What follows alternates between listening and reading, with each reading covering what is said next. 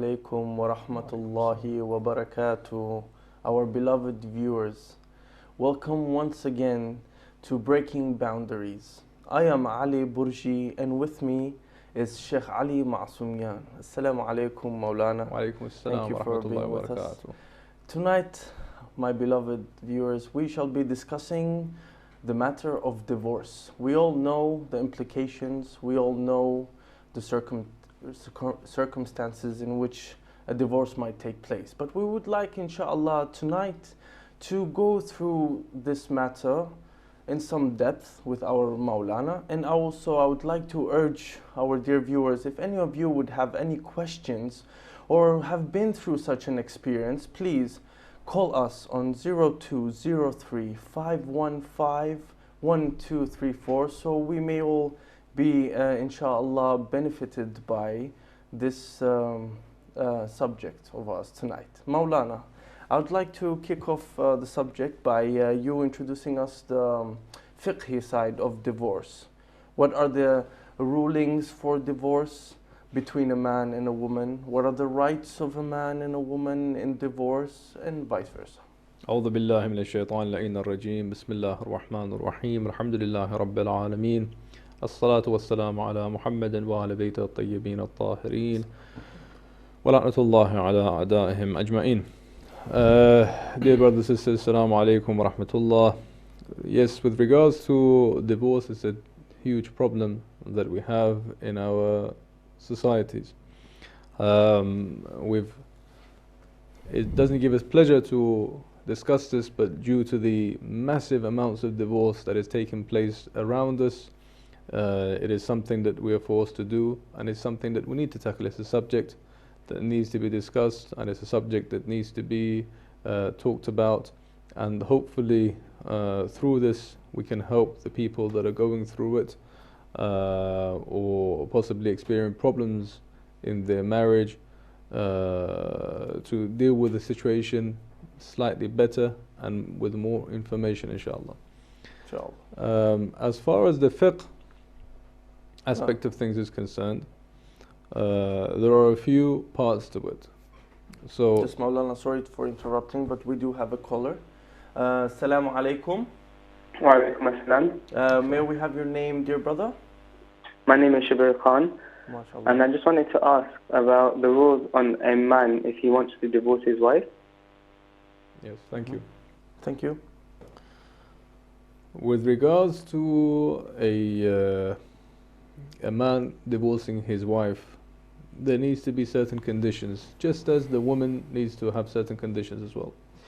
So one of the conditions with regards to the man who is divorcing his wife is that he must be sane, so that the divorce is not taking place in a crazy rant of some kind. He has his sanity in place and he knows what he's doing.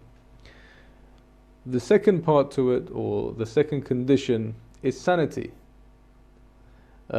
Sanity, and the second part of sanity is that he must know what he's doing. So have the intention.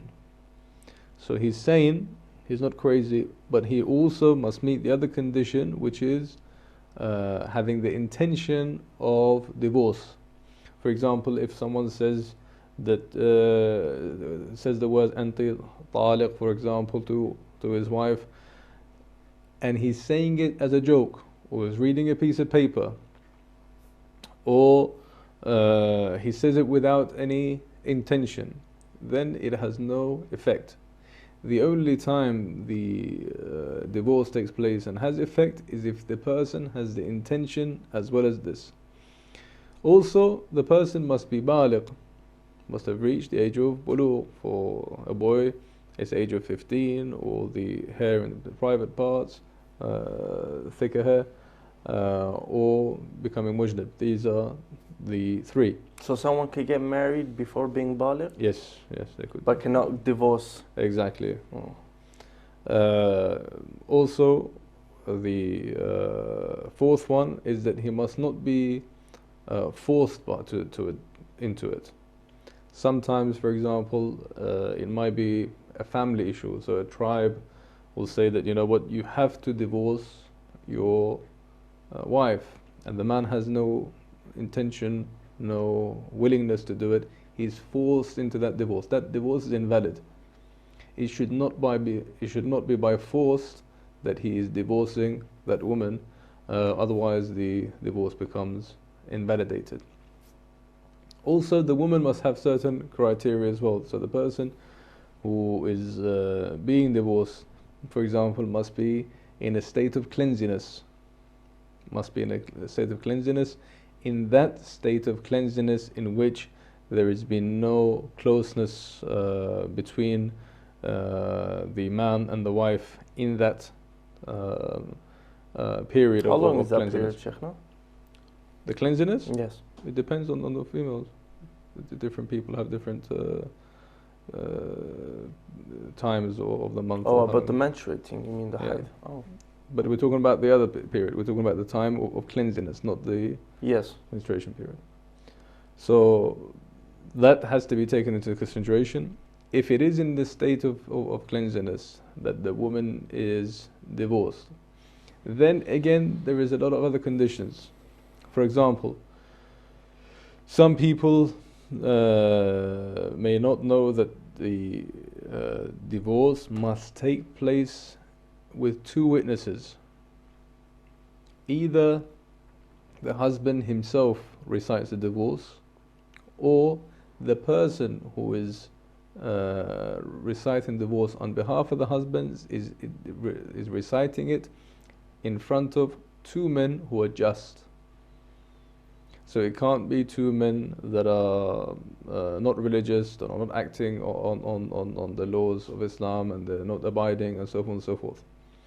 It must be two men that are just, that are listening into the recitation of the talaq of the husband, or the person representing the husband and reciting on his behalf.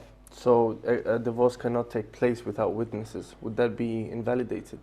Yes. Is it void? If it will be void, if any of those conditions are not met, it will be void. Any of those conditions. If it's one witness, it's void. If they're not mu'mineen, it's void. If they are not just an adil, it's void. If it's not recited correctly, if the person hasn't met the four conditions that we talked about previously, or the wife doesn't meet the conditions, all those will invalidate the divorce from happening.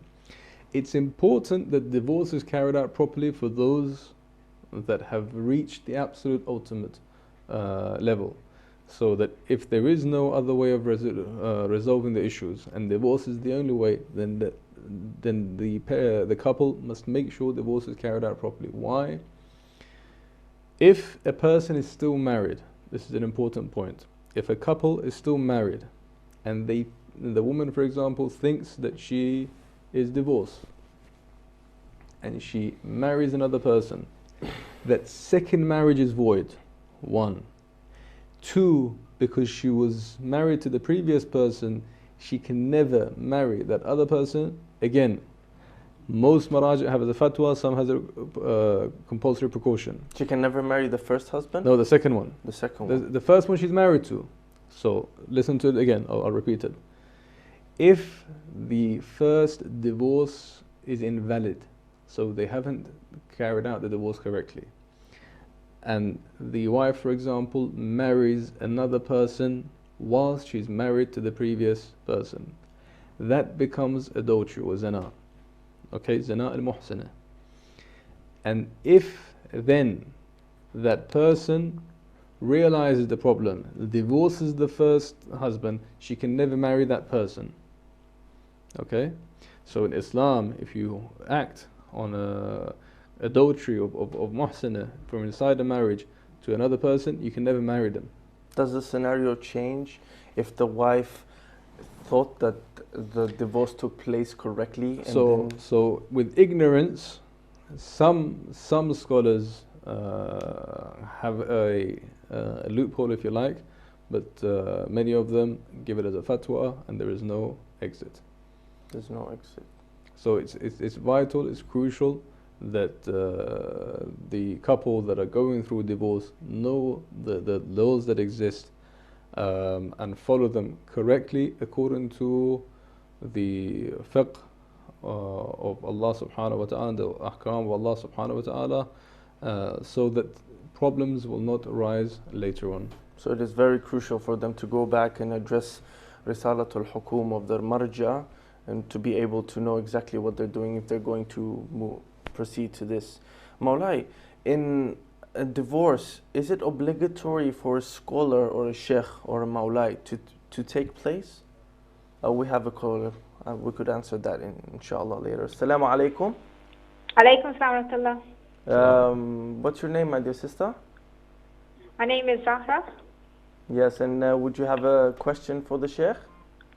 Yeah, I wanted to know, does a man need a woman's permission for divorce? Because I was actually talking to someone recently, and she got a letter saying that she's divorced, and that her ex-spouse actually went to the Maulana, got the talaq type thing done there, and then just sent her a letter.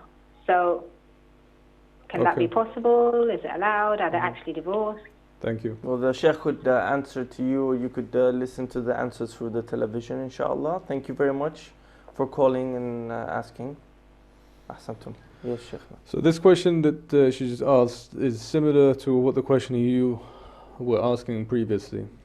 So you asked whether a person needs to go to a Maulana or a religious figure or a scholar or a center, or can the person divorce themselves? And she was asking, does the husband need to have the permission of the wife or discuss it with the wife, or can he just divorce his wife?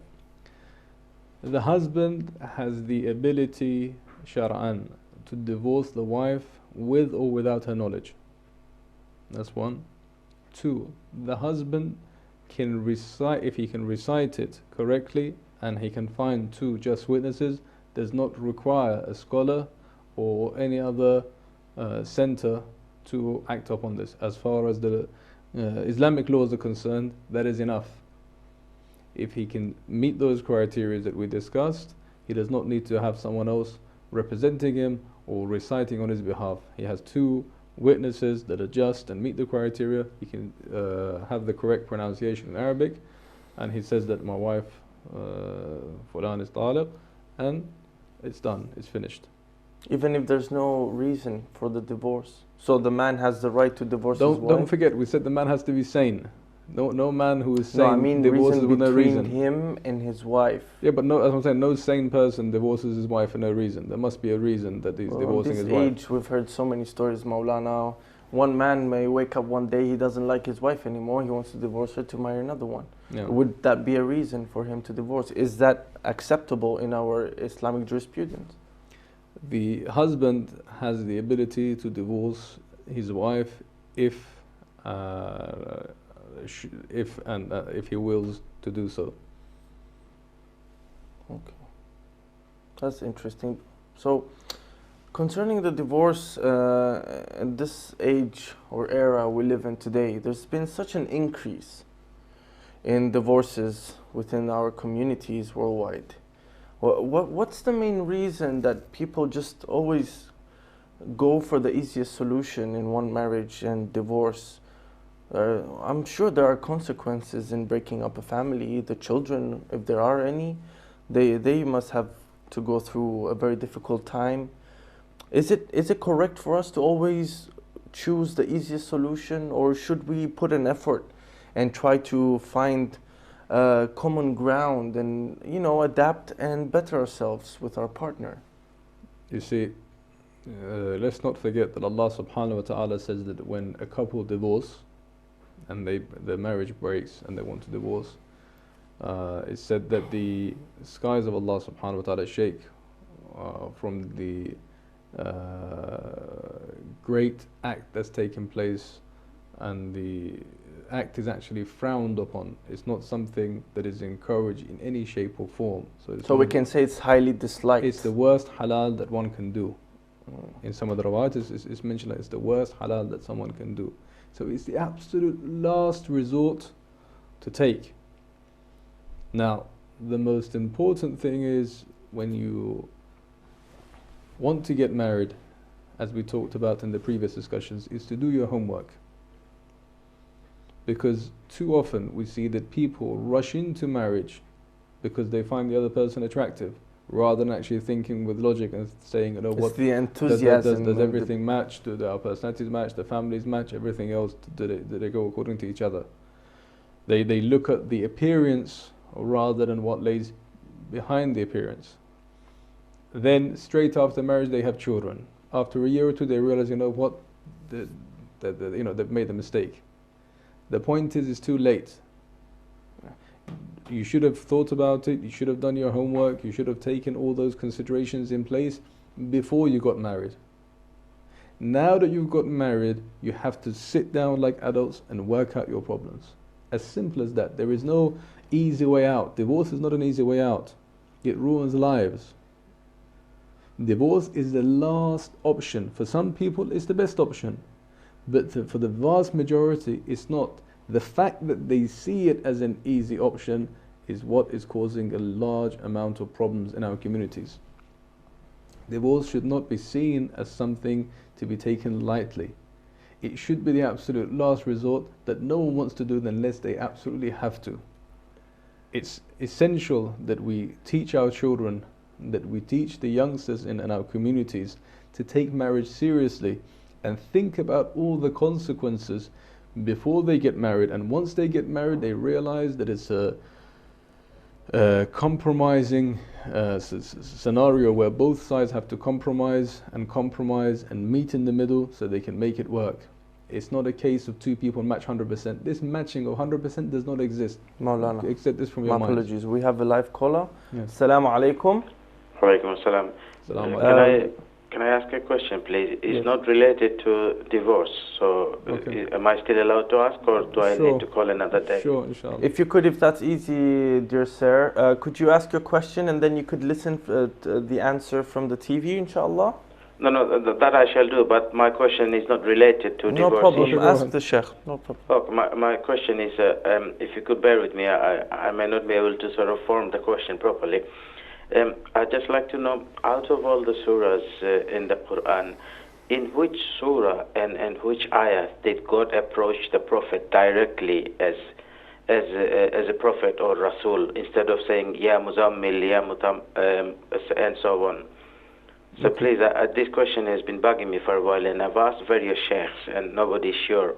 I just want to know the very first time, in which surah and which ayat did God approach Muhammad as the Prophet, saying, Muhammad, you're a Prophet, you're Rasul, or so on. And was it the Makki surah? Thank you very much. That's a very nice question, brother. Sheikh.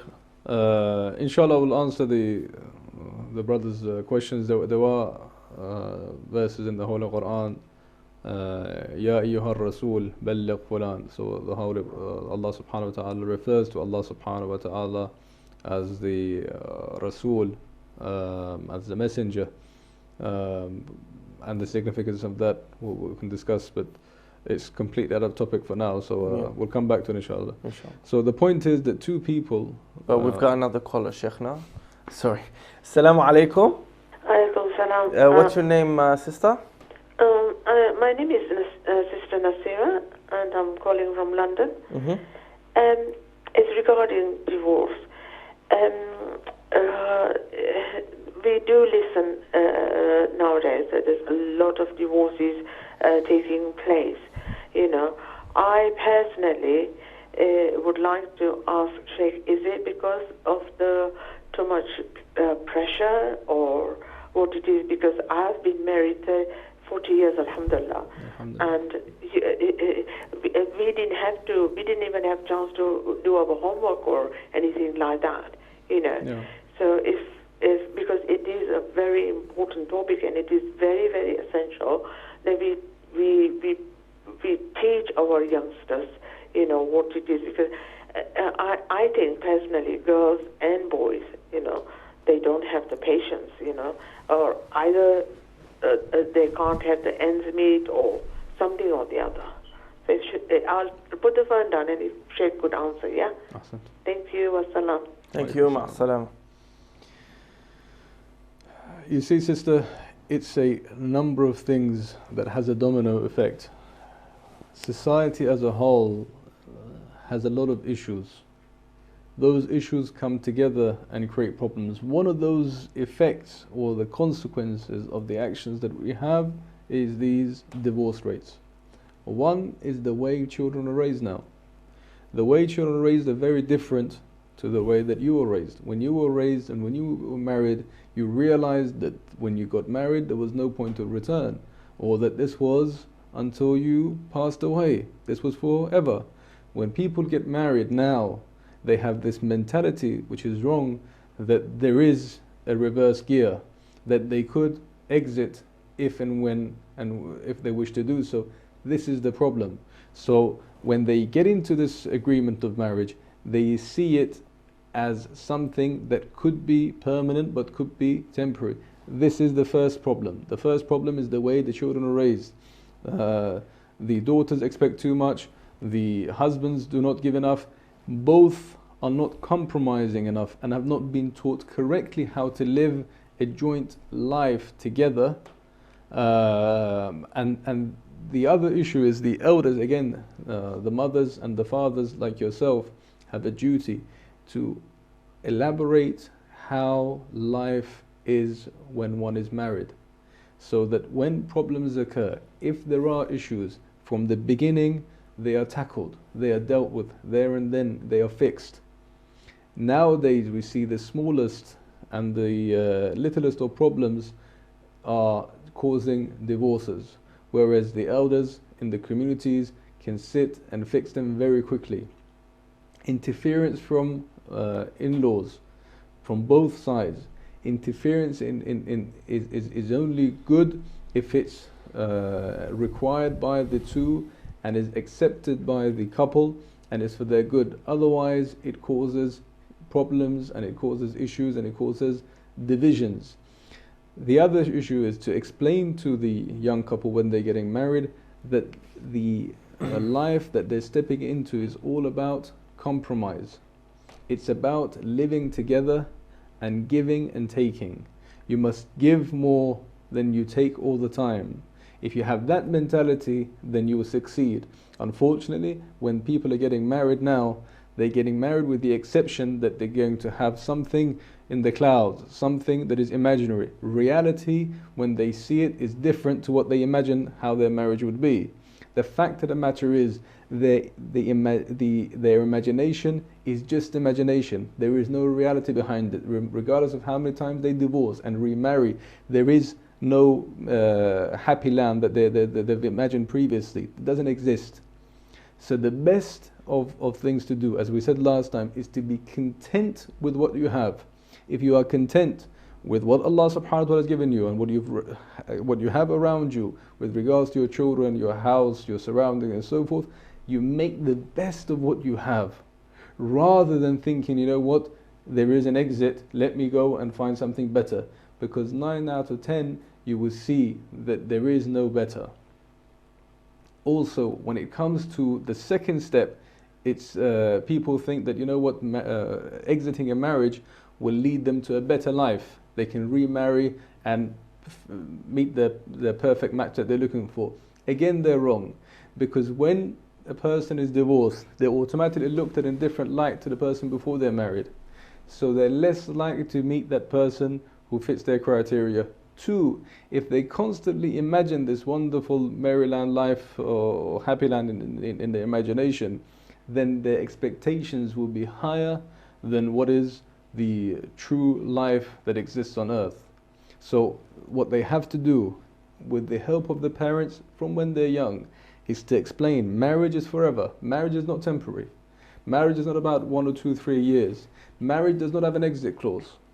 So that both of them from the day one put in 110%. You have every element in society around them, especially here in the West, trying to pull them apart. You have temptations from everything when they step out the door of the house. So it means that they have to put that extra effort to make it work. Whereas maybe in some other societies, it may be slightly easier. when you have shows on television, in the media, that is constantly encouraging divorce and making it sound that divorce is a good thing, it's a freedom, it's a release, then their mindset changes from what is correct to what is being what is a deviation through the media for whatever needs and for whatever aims that that media has. The point is, as the elder sister, as the person who just called and said, I've been married for 40 years, as the elders of the society, as the people who have children, it is your duty to teach them that there is no exit clause. This divorce that is seen as an easy option is not an easy option. In fact, it's a beginning of a huge amount of problems. Also, when it comes to marriage, when you said, for example, we did not do our homework, we got married to whatever our parents told us, yes, that mindset does not exist anymore. That mindset that whatever my father says or whatever my mother says is good for me doesn't exist anymore. Unfortunately, people think that they know better than their parents. Don't forget, the parents, and this is to all the youngsters that are getting married, the parents want the best for their children. The parents don't want to see their children divorced. The parents don't want to see something bad happen to their children. So if they are recommending a suitor for you, then they're recommending a suitor that will meet your criteria from what they understand. They may be wrong. Not always parents are right, no doubt about it. But the fact of the matter is, don't always think as youngsters that you know better than your parents. Unfortunately, again, this is something that is taking place now, that children are taught through the media to disobey their parents. It's fashionable to do against what your parents say. If your parents say marry Mr. X or Mr. Y, you do something else and you disagree, and this is how it's encouraged. It's wrong. Not only it's wrong, it has bad consequences for yourself. The person who suffers by going against the will of the parents is the person themselves, is no one else. At the very least, when you get married, have the blessing of the parents. The blessing of the parents is important for a number of reasons. Not only that the parents know what is best for their children, but that Allah subhanahu wa ta'ala, who can override everything that exists, will bring His blessings onto that marriage because of the blessings of the parents are there. The blessings of the parents on both sides. There is a reason why a virgin girl cannot become married without the permission of her father. There is a reason behind it. Allah subhanahu wa ta'ala has put down because He's all knowing and He's all wise. It's not a case of He's put down this law to benefit Allah subhanahu wa ta'ala. It's to benefit ourselves, it's to benefit the human race. So if you stick to those rules that Allah subhanahu wa ta'ala and the Holy Religion has put down, it's the best guidelines for success. We have a caller, Maulana. Assalamu alaikum. Assalamu alaikum. Wa alaikum assalam. Your name, my dear brother? I'm Sayyid Mohsen from Qom. MashaAllah. And would you have a question for the Sheikh? Yeah, please. Yes, please. If you could ask the question and then you could... I want to know what elements or acts are highly recommended by Islam to prevent couples getting divorced. Okay. Thank you. Yeah. Thank you very much. Ma'asalam. The brother's asking what is the act that is most recommended by Islam to prevent couples from getting divorced. We mentioned this previously on the other shows, and I'll say it again. The best way to go forward is to always see your faults as one person, bigger than the others. Also see their faults much smaller than they are. So there is no one that is faultless. There is no ma'soom. There is no infallible. There is no 100%. Get this out of your minds. There is no Mr. or Mrs. 100%. Everyone has faults. Everyone has issues. Everyone has problems. So remove that from your mind. Now, the way to deal with those people's faults is see those faults as much smaller than they seem to you. And your own faults, because you yourself have many faults. Imagine that they're bigger than what they actually are. Then the way you deal with that person becomes very different. Your mentality changes. So the way that you treat your partner is that you see them as better than yourself. Then you start to compromise. Okay? It may be that, for example, your partner says this is black, you believe it's white. You have conviction, you have 100% understanding this is white, and your partner says, you know what, no, this is black. It doesn't necessarily have to be a case that it comes to fighting. You accept your partner's conviction and conclusion that something is black. Why argue about it? Why go into trying to prove something that you cannot do? So the best solution out of that situation is to avoid those discussions. You know that there is a situation where it will lead to a fight. It will lead to a problem. Exit that discussion. Exit that talk that is going to lead to a fight between you two. Instead, concentrate on those things that you have in common with one another. Talk about those things that will bring you closer to each other, and spend quality time with one another, and try and figure out those problems that you have and resolve them one by one.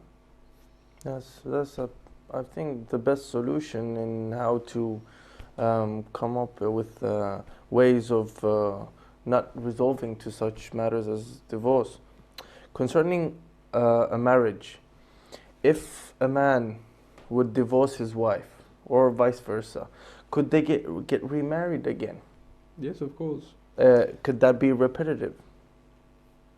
See, up to 3 times, I think that's what you're getting to. But firstly, with the conditions of talaq, there are different types of talaq. The talaq raj'i. Raj'i means that within that period of the 3 tuhur or 3 cleansing periods that the wife must see, anytime they wish, they can come back and they're still married. And the wife is still under the assumption of being a wife until those period of iddah finishes. Okay? So within that time, nothing needs to be done. There is no recitation of nikah again. They're married. Okay? It's only talaq al-khulu'i, where there is a problem that they both hate each other or whatever, and the wife, for example, gives away her mahar, the money that she's got, she gives it away just so she can get the talaq, and she requests the talaq and so forth. Then a nikah needs to be recited after the iddah is finished. Okay? After the 3 tuhr is finished, the nikah needs to be recited. Up to 3 times you're allowed to go through this process. Why 3, Maulana? Do we know? Because Allah subhanahu wa ta'ala, as we said, has certain laws that we sometimes have an understanding of, sometimes we don't have understanding of.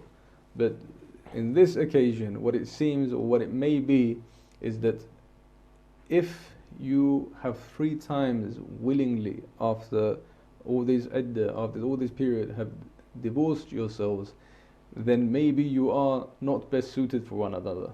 And the only way to do this is for the woman to get married to someone else so she can see for herself. But Allah subhanahu wa ta'ala knows best. Ahsantum. Well, concerning the previous topic discussing how the media has a great role to play in someone's mentality and role in a marriage, I personally agree with you 100% that the media has a lot to be blamed at for teaching us how to be disrespectful, how to have no morals. And obviously the best way is to try and stay away from such messages. But it's obviously very hard for us to do so. We do live in the 21st century and everyone has a TV at home, tablets, internet, all the technology is available to us. So we are constantly being exposed. So how can I protect me and my children from such exposure? Okay. See, the reason you watch television, the reason you go through to the media, there's an attractiveness to it. You enjoy that time spent watching TV, watching whatever it is that you like to do on the media. Now, it's Ramadan right now. It's in the holy month of Ramadan. When you gather as a family together, okay, when you have that happy family surrounding, the attractiveness to that should be far more than watching TV. It should be far more than the media. So ultimately, the aim of each person is to create that atmosphere for themselves, to have their own family, their own children and grandchildren, because that will give them the true happiness that they're looking for and the completion in this life. Allah subhanahu wa ta'ala created everyone to complete themselves in every possible way. One of those cycles of completing is becoming married and having children and grandchildren and so forth, right?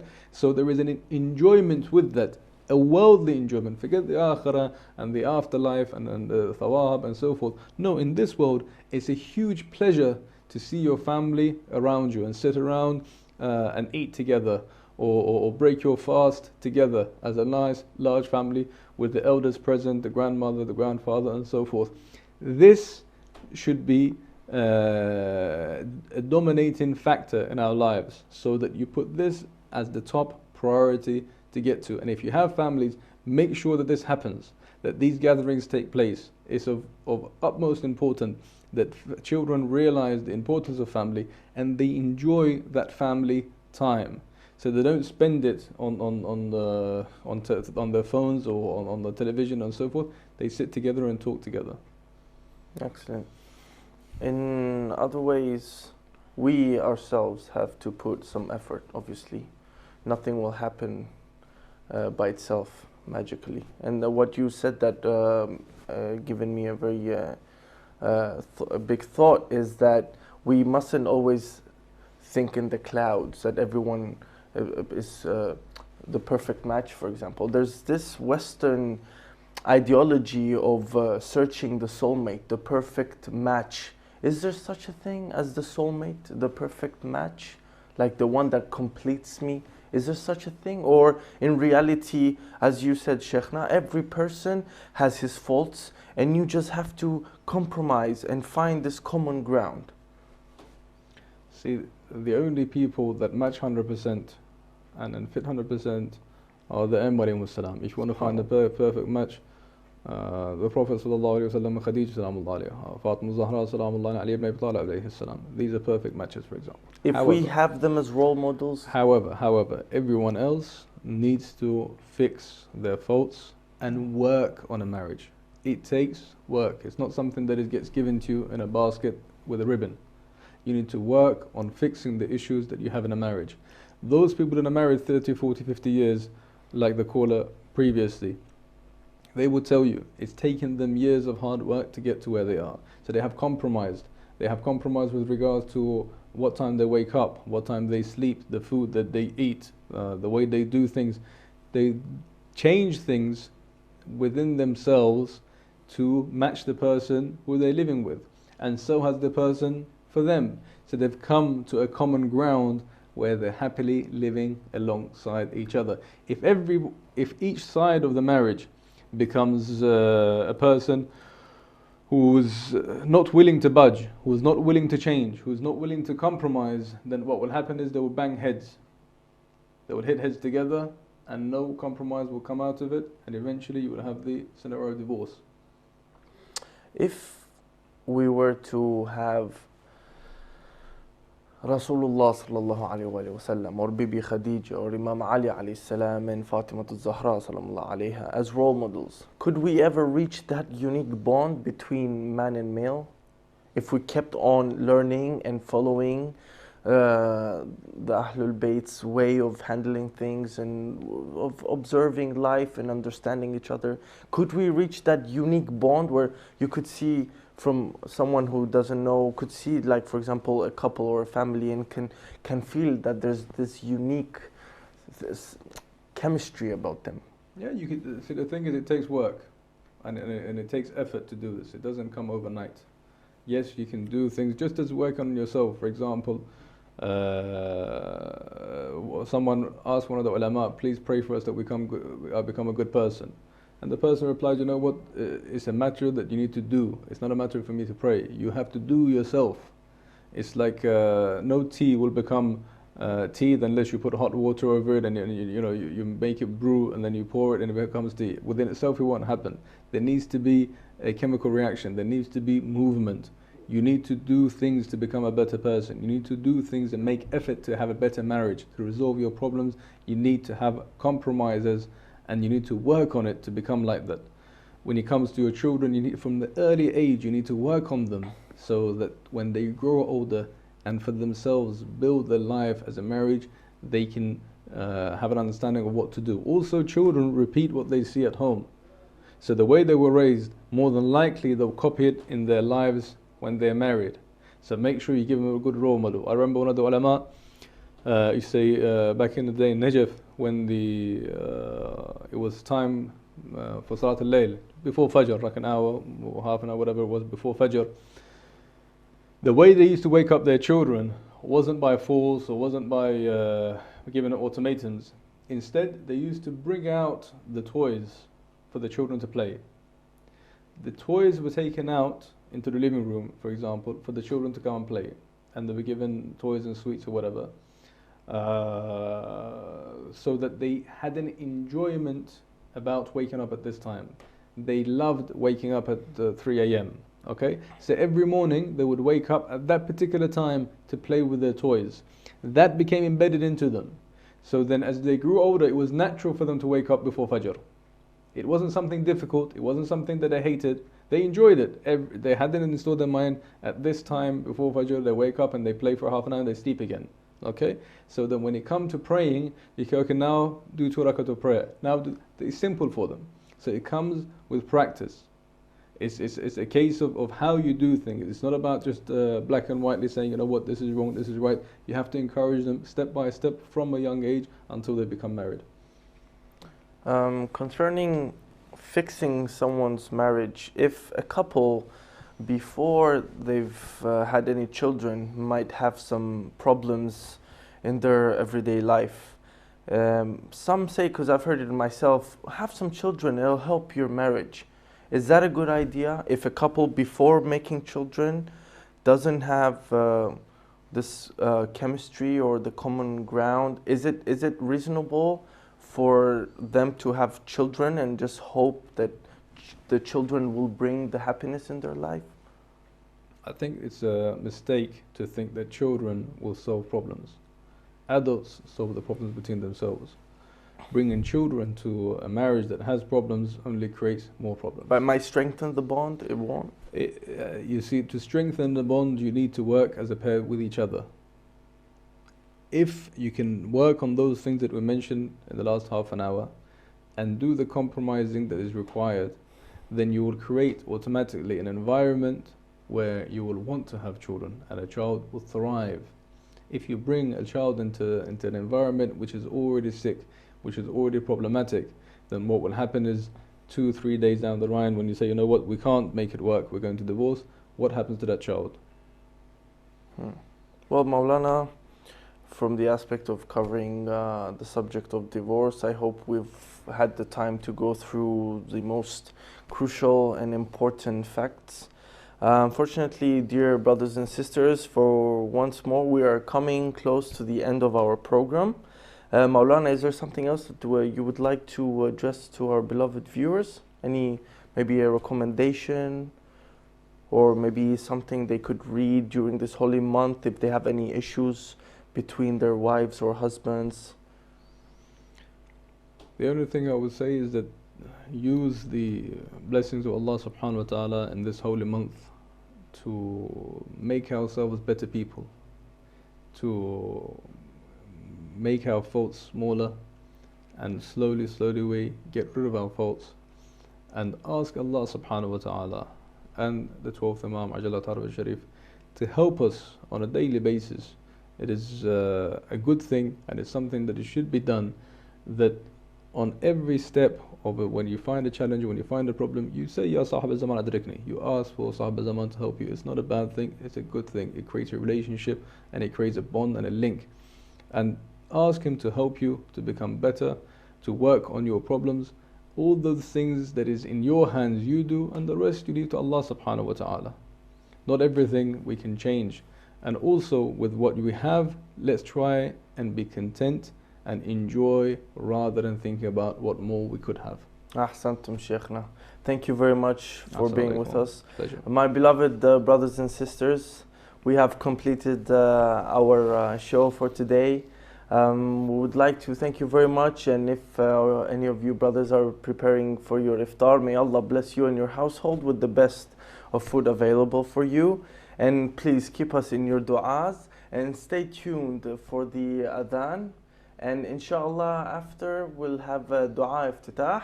And by 10:30, if I'm not mistaken, we shall be beginning with the Zahar Trust live appeal. Thank you very much. Just before we go, the person I said I would recite is Surah Al-Ma'idah, ayah 67, that wanted to ask the question about the Ya Ayyuhar Rasul, Allah subhanahu wa ta'ala, Ya Ayyuhar Rasul, Surah Al-Ma'idah, ayah 67. Ahsantum. I hope the brother got that. So thank you very much, brothers and sisters, for being with us. And we hope to see you tomorrow, inshallah. Assalamu alaikum wa rahmatullahi wa barakatuh.